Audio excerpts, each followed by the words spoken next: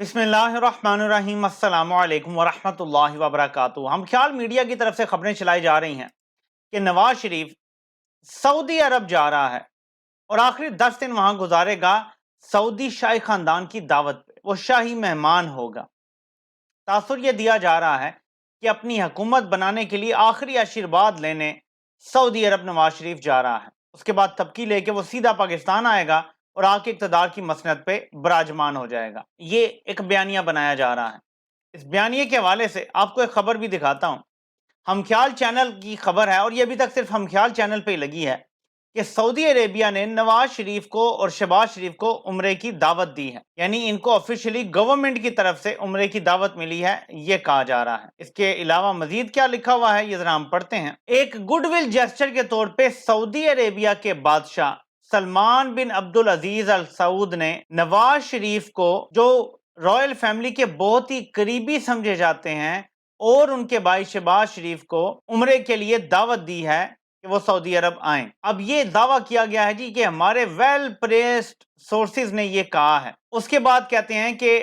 Sources جو اس development کے privy ہیں وہ کہتے ہیں کہ 3 ٹائم کے جو پرائم منسٹر ہیں جنہوں نے اپنے آپ کو سیلف ایگزائل میں رکھا ہوا ہے، وہ سعودی عربیہ کی وزٹ کر رہے ہیں 11 اپریل سے۔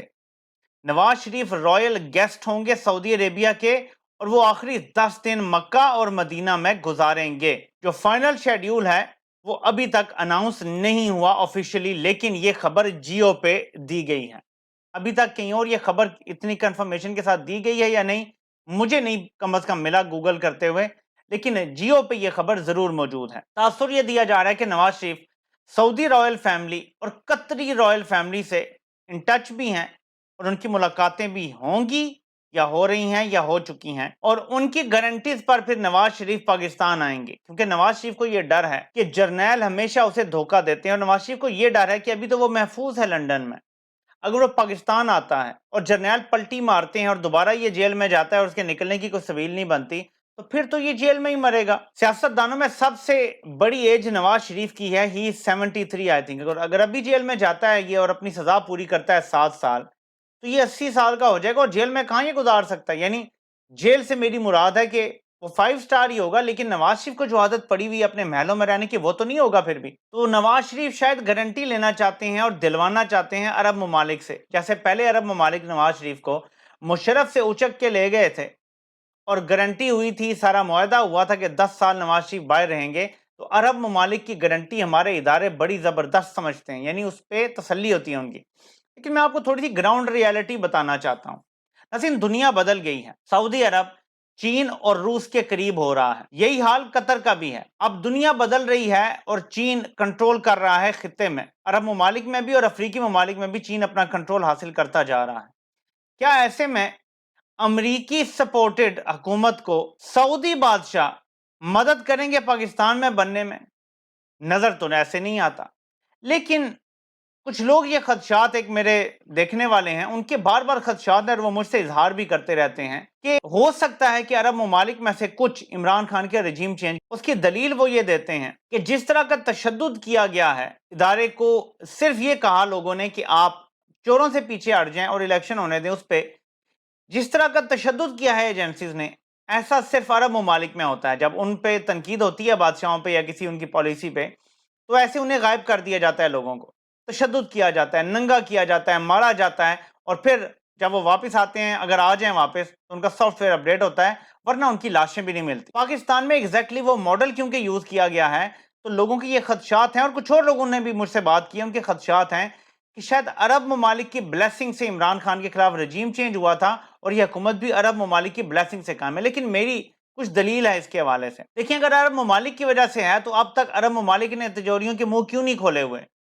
ان کو سٹیبلائز کیوں نہیں کیا ہوا اب تک؟ آئی ایم ایف کا کیوں انتظار کر رہے ہیں سارے عرب ممالک؟ یو اے ای نے بھی ٹھینگا دکھا دیا، سعودی عرب نے بھی ٹھینگا دکھا دیا، چین تک نے کہا کہ آپ آئی ایم ایف سے لیں، تھوڑے پیسے انہوں نے دیے ہیں ان کے پرائیویٹ بینک سے، کمرشل بینک سے ملیں، لیکن حکومت ان کی نہیں سپورٹ کر رہی ہمیں۔ اس کا کیا مطلب ہے؟ ڈائنامکس بدل رہے ہیں خطے کے۔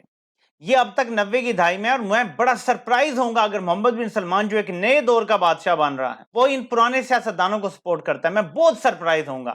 کیونکہ میں آپ کو ایک بات بتا دوں کہ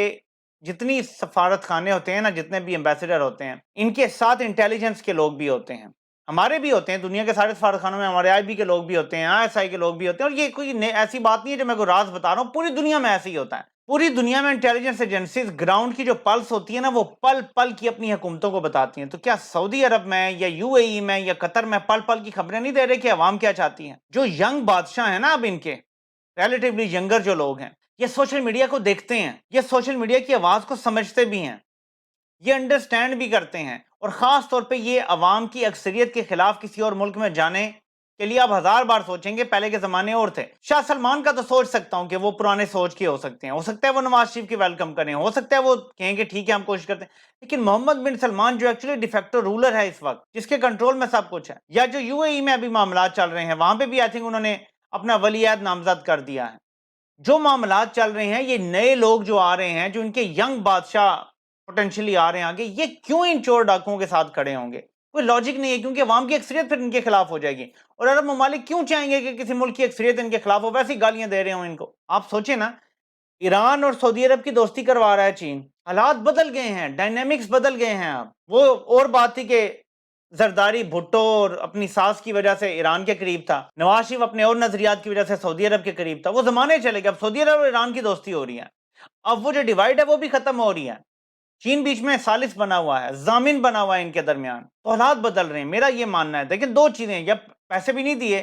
اور دوسرا یہ کہ حالات بدل گئے ہیں خطے کے، روس چین ایک حقیقت بن گئے ہیں، یہ اپنے پیسوں میں تجارت کرنے کی بات کر رہے ہیں، تیل اگر چینی کرنسی میں اور سعودی عرب کے ریال میں آپس میں ہوگا، سارا کچھ سسٹم ان کی تجارت ہوگی، آپ سوچیں کدھر جائیں گے معاملات۔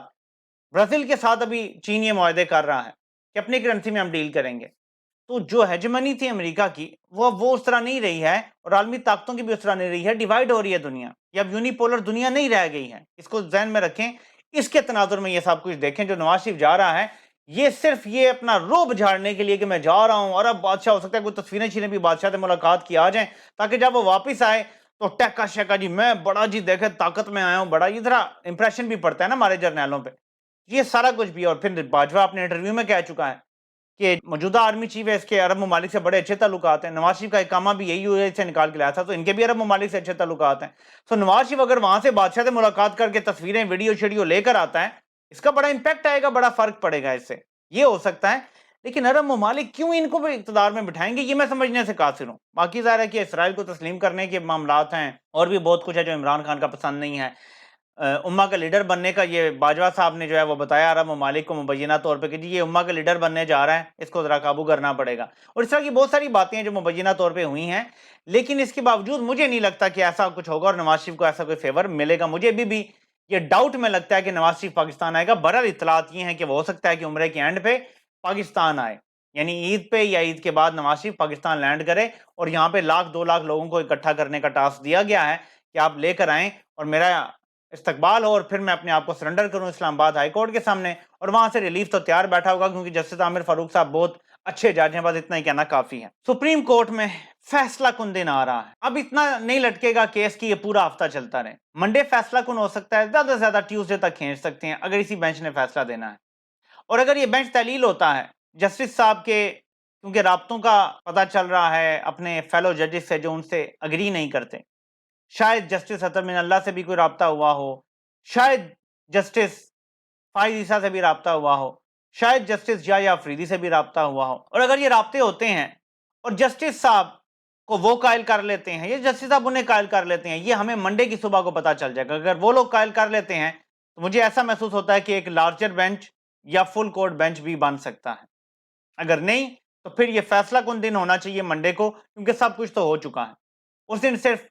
حکومت کو بلانا ہے، طلب کرنا ہے، اور انہیں اپنا آرڈر سنانا ہے۔ اگر منڈے کو نہیں ہوگا تو زیادہ سے زیادہ ٹیوزڈے کو ہو سکتا ہے کہ آپ بلا لیں، وزیر اعظم کو بھی بلا لیں، وزیر دفاع کو بھی بلا لیں، اور ان سے کہیں جی کہ یہاں میں ان رائٹنگ میں دیں کہ آپ یہ سب کچھ پرووائڈ کریں گے الیکشن کمیشن کو۔ ان رائٹنگ میں جب وہ دے دیں گے اور وہ نہیں مانیں گے تو ان پہ توہین عدالت لگ جائے گی، اور کہانی ان دونوں کی ختم ہو جائے گی، خواجہ آصف اور شہباز شریف نااہل ہو جائیں گے، جو کہ مجھے نہیں لگتا وہ اپنی سیاست کی ایسی قربانی دینے کے لیے تیار ہوں گے، صرف اپنے بھائی کے لیے جو خود نااہل ہے اور اس کا کوئی پتہ نہیں ہے کہ نااہلی ختم ہوگی یا نہیں۔ اور دوسری طرف لائرز تیار ہیں، عمران خان نے بھی اپنے انصاف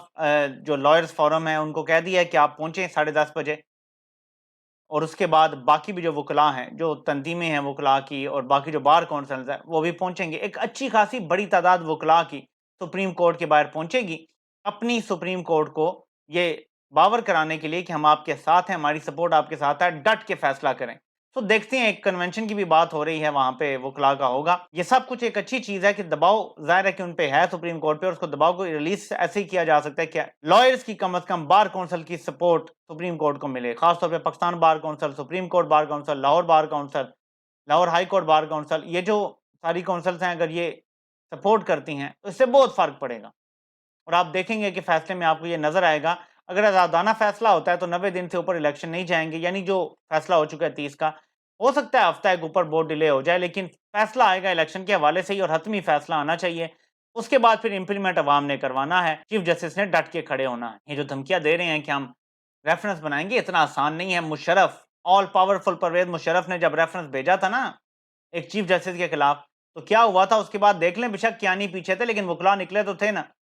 اب کیانی جیسے لوگ تو پیچھے نہیں ہیں، لیکن وکلاء پھر بھی نکلیں گے، کیونکہ چیف جسٹس جو ہے نا، یہ ایسی ریڈ لائن ہے کہ ایک بار کراس ہوگی نا تو جیلسلی گارڈ کرتے ہیں وکلاء پھر پتہ چل جائے گا سب کو کتنے 20 کا 100 ہوتا ہے. آپ سے انشاءاللہ پھر ملاقات ہوتی ہے. اللہ پاک آپ سب کا حامی و ناصر ہو. آپ سب کی سننے کا بہت بہت شکریہ.